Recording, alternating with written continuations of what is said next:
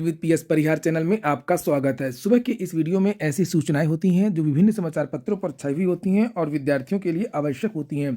तो आइए शुरू करते हैं और देख लेते हैं कि आज के समाचार पत्रों में विद्यार्थी जीवन से संबंधित कौन कौन सी सूचनाएं हैं। तो वीडियो को जल्दी से लाइक कर दें, शेयर कर दें और जिन छात्रों ने चैनल को अभी भी सब्सक्राइब न किया हो तो जल्दी से सब्सक्राइब कर लें ताकि आप लोगों को इसी प्रकार की ऑथेंटिक अपडेट से सबसे पहले मिलती रहें। सबसे पहले सभी देशवासियों को, सभी लोगों को गणतंत्र दिवस की हार्दिक शुभकामनाएं। चलिए शुरू करते हैं। आगे बढ़ने से पहले एक सूचना है उन विद्यार्थियों के लिए जो विद्यार्थी किसी भी प्रतियोगी परीक्षा की तैयारी कर रहे हैं। वे सभी अभ्यर्थी टेक्स्ट बुक के इस बेस्ट ऑफर का लाभ ले सकते हैं जिसका नाम ही है गणतंत्र दिवस ऑफर। यहाँ पर जो अब तक का सबसे बड़ा ये ऑफर है जो ईयरली पास हुआ करता था 499 रुपये का, जिसमें आप लोगों को 700 से ज़्यादा भर्तियों के मॉक टेस्ट जिनकी संख्या लगभग 70,000 है, वो सभी मॉक टेस्ट आपको मिल जाएंगे मात्र 169 रुपये में। और आपको पता है कि किसी भी प्रतियोगी परीक्षा के लिए मॉक टेस्ट की अहम भूमिका होती है। इसमें भी अगर आप लोग एक कोड का प्रयोग करते हैं TWP तो 10% की इसमें छूट मिल जाएगी। भारत के लगभग 16 लाख से ज़्यादा विद्यार्थी इसमें जुड़े हुए हैं और ऑनलाइन मॉक टेस्ट का टेक्स्ट बुक सबसे बड़ा प्लेटफॉर्म है। यहाँ पर जो इसका पास प्रो है 699 रुपये का, इसकी भी कीमतें मात्र 269 रुपये कर दी गई हैं।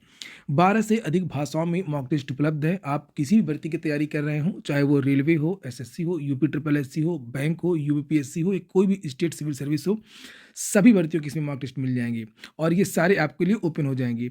इसकी जो लिंक है वो मैंने डिस्क्रिप्शन बॉक्स और कमेंट बॉक्स में उपलब्ध करा दी है, तो आप लोग जल्दी से जाकर के इस ऑफर का लाभ ले सकते हैं। चलिए शुरू करते हैं। बात कर लेते हैं सबसे पहले यूपी पुलिस कांस्टेबल की। इसके बारे में मैंने 2 दिन पहले ही आप लोगों को जानकारी दी थी जिसमें ये बताया था कि पुलिस कांस्टेबल भर्ती की जो डेट है वो बढ़ेगी नहीं और फरवरी के महीने में ही आपकी परीक्षा हो जाएगी। उसी क्रम में एक नई नोटिस जारी हुई है। ये वो नोटिस है जिसमें भर्ती का नया कार्यक्रम बताया गया है। ये जिलाधिकारी जनपद हाथरस की ये नोटिस है। ये पुलिस भर्ती एवं प्रोन्नत बोर्ड की तरफ से भेजी गई है। नीचे लिखा हुआ है कि प्रश्नगत प्रकरण में अवगत कराना है कि उक्त भर्ती हेतु अभ्यर्थियों के अत्यधिक आवेदन पत्र प्राप्त होने के दृष्टिगत इस भर्ती की लिखित परीक्षा दिनांक 17 फरवरी और 18 फरवरी को 2-2 पालियों में कराए जाने का निर्णय लिया गया है। पहले ये परीक्षा 18 फरवरी की चर्चा थी कि 18 फरवरी को ये परीक्षा हो जाएगी और भर्ती बोर्ड को ये अनुमान था कि शायद 31 लाख के आसपास आवेदन होंगे, लेकिन एज रिलैक्सेशन दे दिया गया, 3 वर्ष के लिए छूट दी गई सभी विद्यार्थियों के लिए और यही कारण था कि जो आवेदन की संख्या है वो बढ़ गई। दूसरा कारण ये भी था कि उत्तर प्रदेश में अन्य कोई भर्तियाँ आ भी नहीं रही हैं। लगभग सभी भर्तियों में रोक है, कोई बड़ी भर्ती निकल नहीं रही है, इसलिए विद्यार्थियों ने यहाँ पर ज़्यादा आवेदन किया है।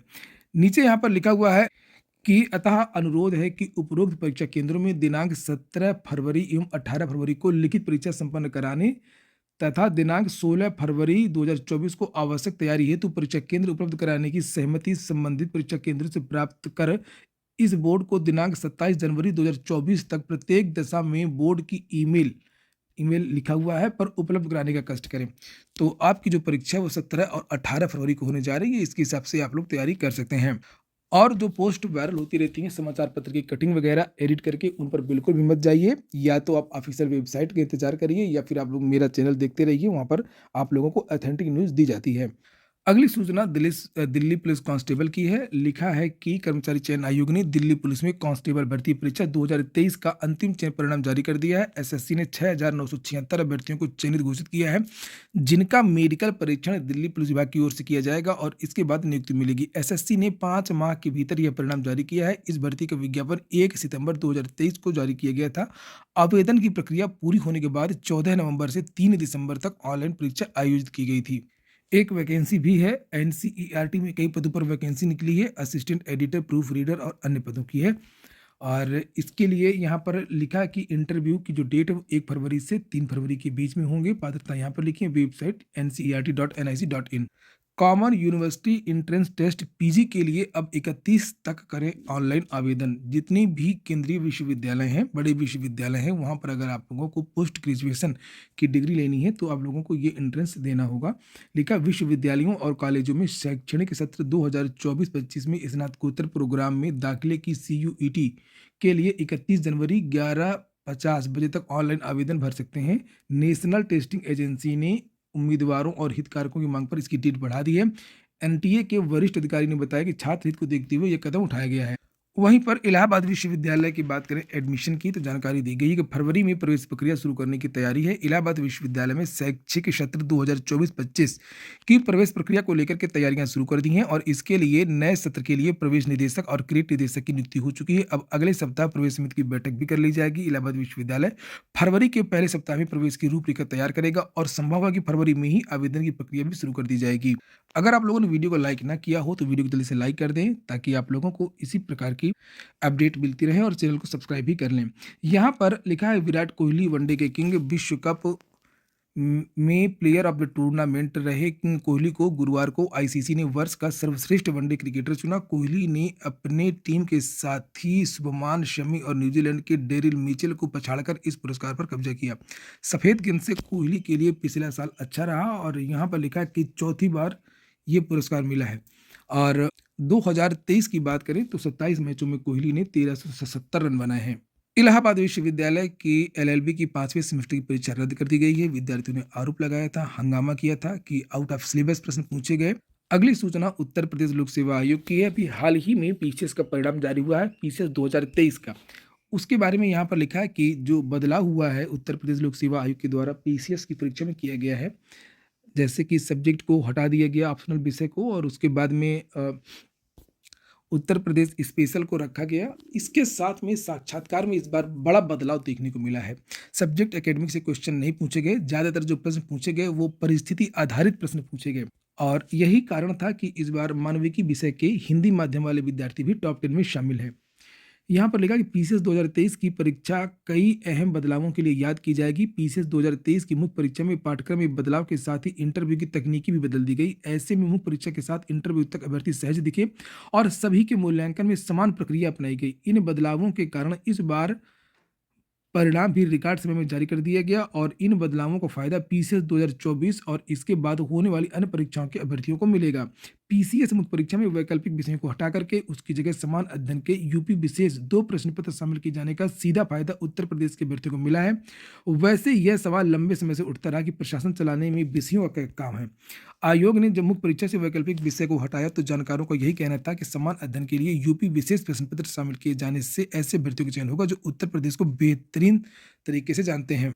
Indira Gandhi national open university में भी एडमिशन शुरू हो गया विभिन्न कोर्स के लिए। लिखा है 17 जनवरी 2024 से 19 कोर्स में 4 वर्षीय स्नातक डिग्री कार्यक्रम शुरू कर दिया है। अब छात्र राष्ट्रीय शिक्षा नीति के तहत दाखिला ले सकेंगे। इस नए प्रारूप के तहत 1 साल बाद प्रमाण पत्र, 2 साल बाद डिप्लोमा, 3 साल बाद डिग्री और 4 साल बाद ऑनर्स की डिग्री उपलब्ध रहेगी।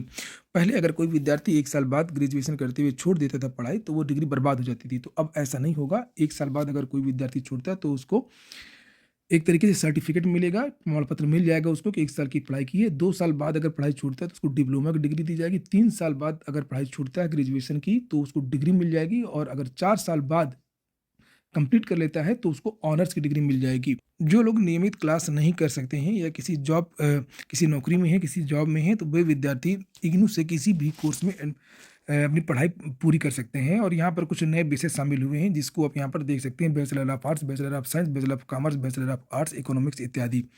आवेदन करने के लिए यहाँ पर वेबसाइट भी दी गई है ignuadmissionsamarth.edu.in।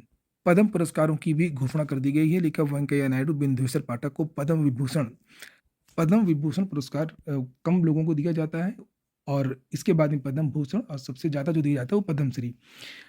और लिखा गणतंत्र दिवस की पूर्व संध्या पर गुरुवार को केंद्र सरकार ने पद्म पुरस्कारों का ऐलान कर दिया है। इस साल 5 विभूतियों को पद्म विभूषण, 17 को पद्म भूषण और 110 को पद्म श्री सम्मान देने का ऐलान किया गया है। पूर्व उपराष्ट्रपति और एम वेंकैया नायडू और बिंदेश्वर पाठक को पद्म विभूषण देने का ऐलान किया गया है। इसके अलावा वैजयंतीमाला, चिरंजीवी, डॉक्टर पद्मा सुब्रमण्यम को भी पद्म विभूषण देने की घोषणा की गई है। तो ये इन 3 पुरस्कारों में तो यही पुरस्कार सबसे बड़ा माना जाता है और प्रतियोगी परीक्षाओं में ही भी सबसे ज़्यादा यही पुरस्कार पूछा जाता है। आज की वीडियो में इतना ही। वीडियो आपको अच्छा लगा हो, आपके काम को तो लाइक अवश्य कर दें। जिन छात्रों ने चैनल को सब्सक्राइब न किया हो सब्सक्राइब कर लें। पूरा वीडियो सुनने के लिए बहुत बहुत धन्यवाद।